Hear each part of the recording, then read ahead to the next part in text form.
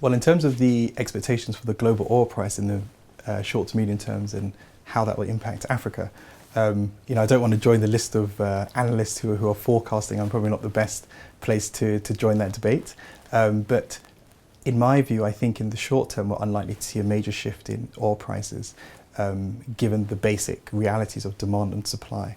At the moment, you have lower demand than expected, particularly given the situation in China, where growth is much lower than anticipated, and therefore demand from China, which is one of the biggest, or if not the biggest, imports of oil and gas, is much lower. And also supply. You have stronger supply than is necessary at the moment. There's been strong supply from US onshore production, and that's these two realities are unlikely to change in the short term, but I think in the medium term, we're more likely to see a shift in prices. We've been in this situation before where oil prices have been low, and there's been changes. And I think one of the reasons is there's a number of political challenges or political realities involving Iran, Russia, Saudi Arabia, which have an impact on current oil prices, and they're likely to be, depending on how they're resolved and how they develop, will impact oil prices in the medium term.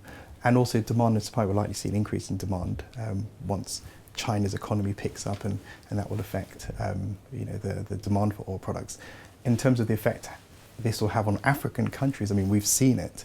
You have a number of African countries who rely, not solely, but disproportionately on oil revenues.